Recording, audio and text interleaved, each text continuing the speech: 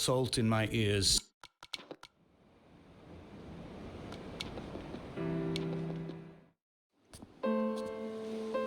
Dear Esther, the gulls do not land here anymore. I've noticed that this year they seem to shun the place. Maybe it's the depletion of the fishing stock driving them away.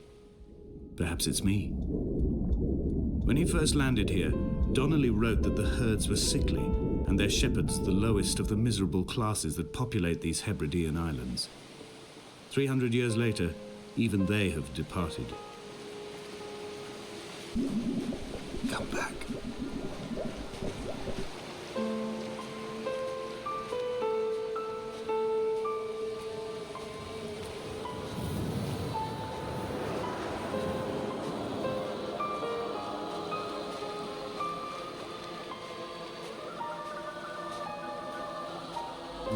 When you were born, your mother told me, a hush fell over the delivery room.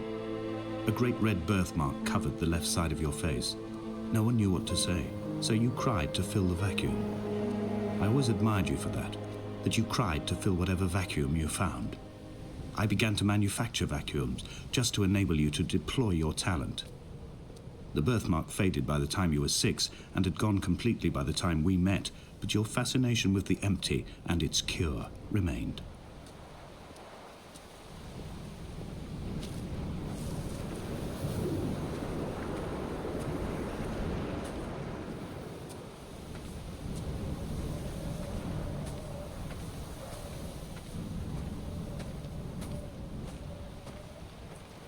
A wonderful sight. The moon cresting the junction between the cliff path and the stone circle. It cast a shadow of the ridge across the beach, all the world as if you had signed your name in untidy handwriting.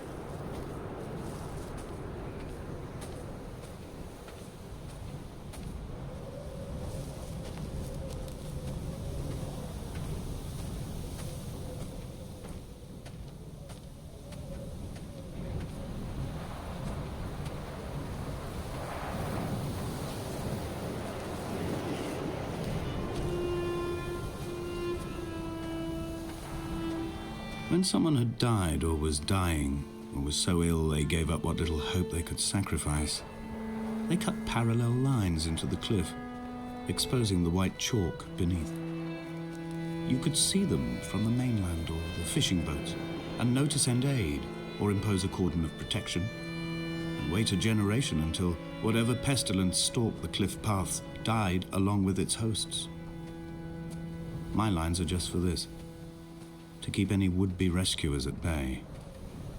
The infection is not simply of the flesh.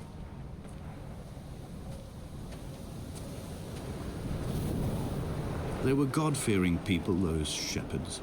There was no love in the relationship. Donnelly tells me that they had one Bible that was passed around in strict rotation.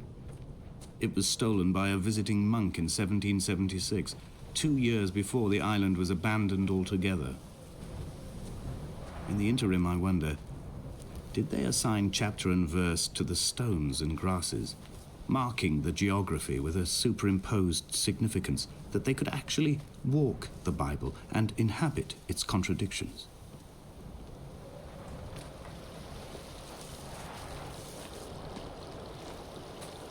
The vegetation here has fossilized from the roots up. To think they once grazed animals here, the remnants of occupation being evidence to that. It is all sick to death. The water is too polluted for the fish, the sky is too thin for the birds, and the soil is cut with the bones of hermits and shepherds. I've heard it said that human ashes make great fertilizer, that we could sow a forest from all that is left of your hips and rib cage, with enough left over to thicken the air and repopulate the bay.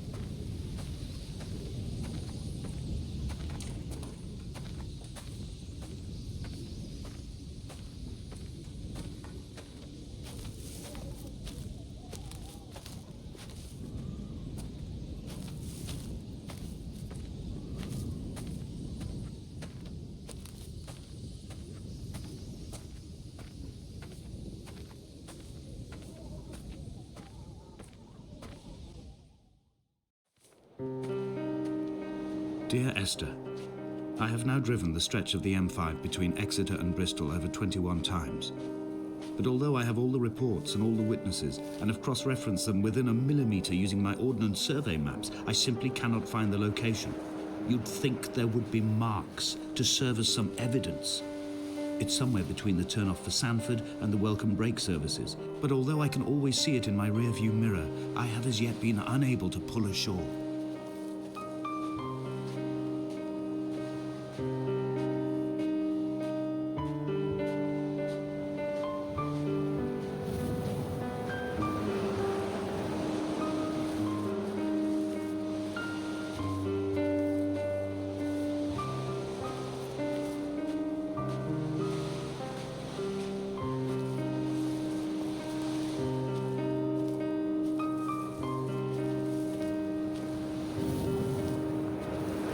I had kidney stones and you visited me in the hospital. After the operation, when I was still half submerged in anesthetic, your outline and your speech both blurred. Now my stones have grown into an island and made their escape, and you have been rendered opaque by the car of a drunk.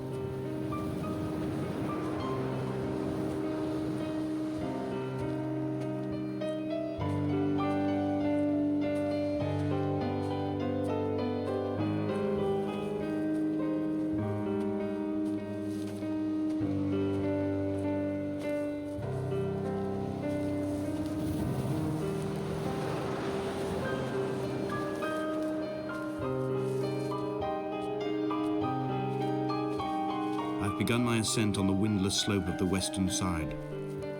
The setting sun, with an inflamed eye squeezing shut against the light shone in by the doctors. My neck is aching through constantly craning my head up to track the light of the aerial. I must look downwards, follow the path under the island to a new beginning.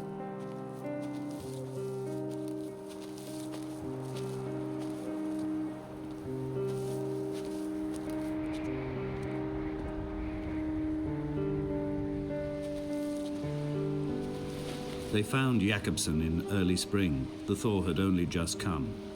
Even though he'd been dead nearly 7 months, his body had been frozen right down to the nerves and had not even begun to decompose. His fingernails were raw and bitten to the quick. They found the phosphorescent moss that grows in the caves deep under the nails. Whatever he'd been doing under the island when his strength began to fail is lost. He'd struggled halfway up the cliff again, perhaps in a delirium, perhaps trying to reach the Bothy's fire before curling into a stone and expiring.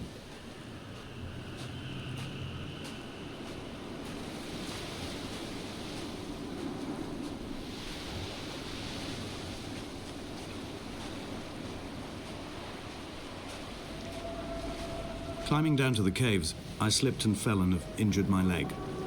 I think the femur is broken. It is clearly infected. The skin has turned a bright, tight pink, and the pain is crashing in on waves, winter tides against my shoreline, drowning out the ache of my stones.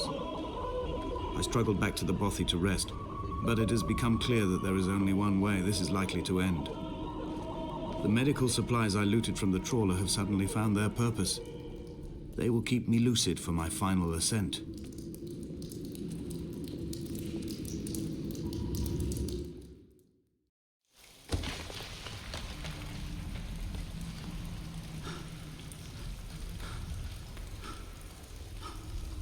Donnelly did not pass through the caves. From here on in, his guidance, unreliable as it is gone from me.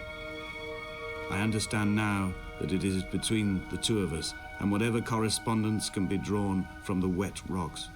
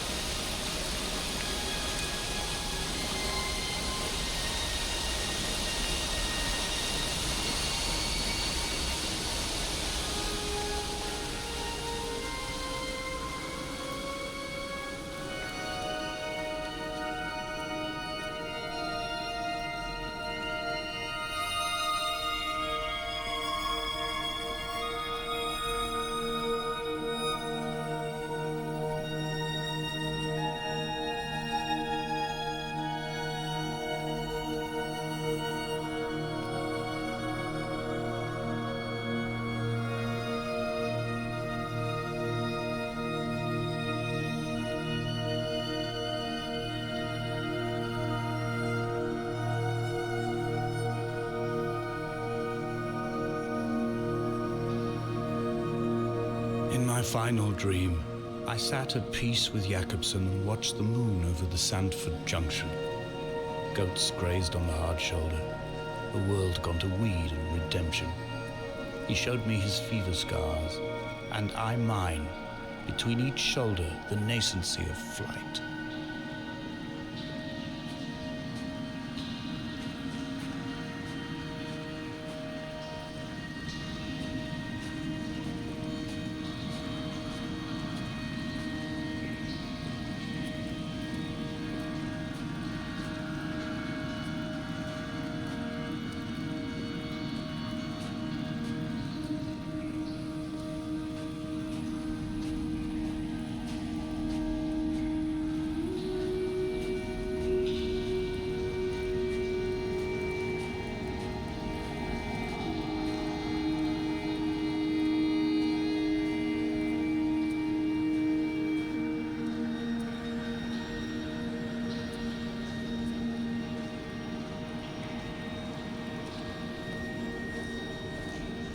This is a drowned man's face, reflected in the moonlit waters.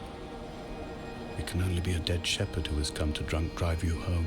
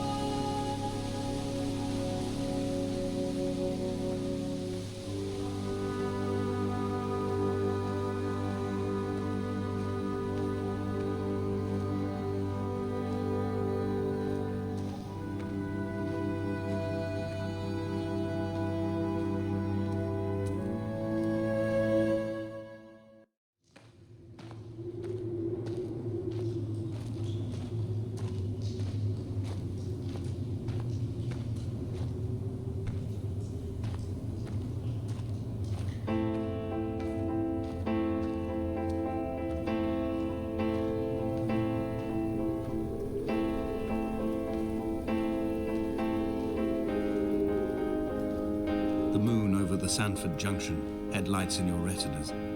Donnelly drove a grey hatchback without a bottom. All the creatures of the tarmac rose to sing to him. All manner of symbols crudely scrawled across the cliff face of my unrest. My life reduced to an electrical diagram. All my gulls have taken flight. They will no longer roost on these outcrops. The lure of the moon over the Sandford Junction is too strong.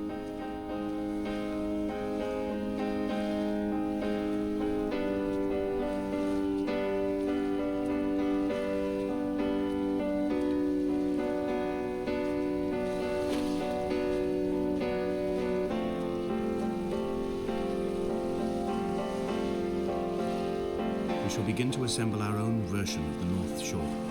We will scrawl in dead languages and electrical diagrams and hide them away for future theologians to muse and mumble over. We will send a letter to Esther Donnelly and demand her answer.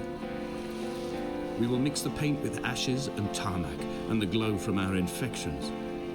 We will paint a moon over the Sanford Junction and blue lights falling like stars along the hard shoulder.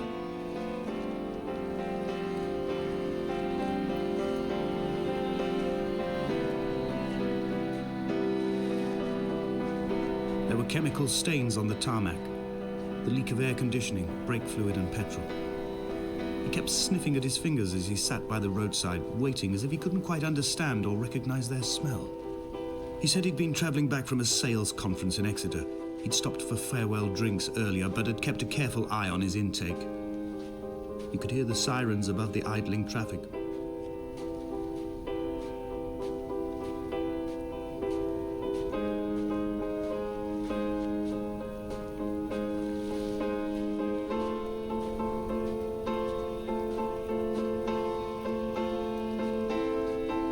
From here, I can see my armada.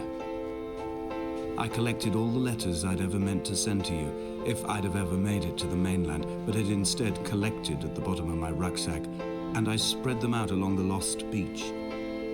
Then I took each and every one, and I folded them into boats.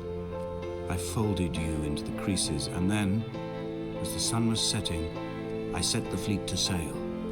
Shattered into 21 pieces, I consigned you to the Atlantic, and I sat here until I'd watched all of you sink.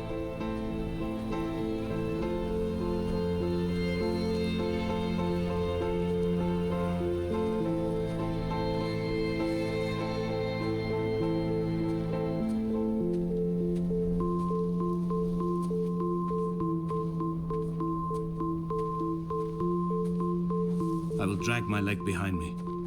I will drag it like a crumpled hatchback, tires blown and sparking across the dimming lights of my vision. I'm running out of painkillers and am following the flicker of the moon home. When Paul keeled over dead on the road to Damascus, they restarted his heart with the jump leads from a crumpled hatchback. It took 21 attempts to convince it to wake up.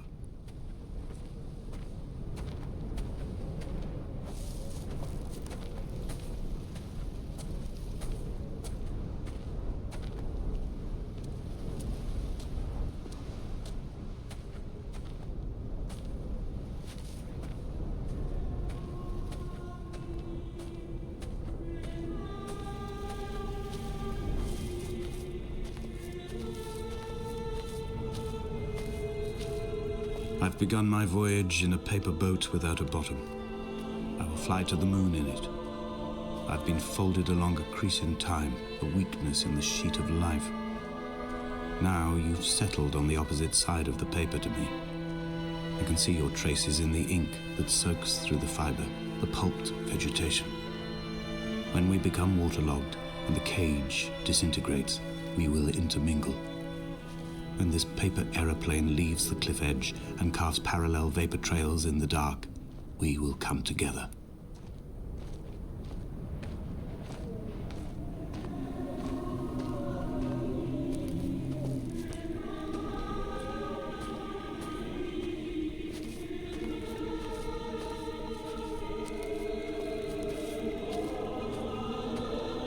If only Donnelly had experienced this, he would have realized he was his own shoreline, as am I. Just as I am becoming this island, so he became his syphilis, retreating into the burning synapses, the stones, the infection.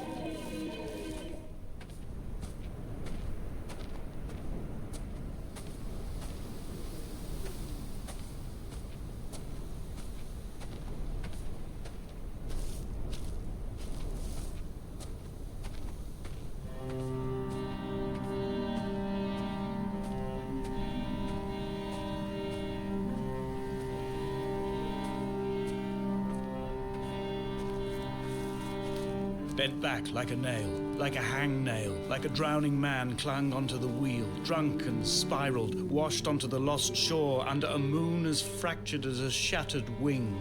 We cleave, we are flight and suspended. These wretched painkillers, this form inconstant. I will take flight. I will take flight.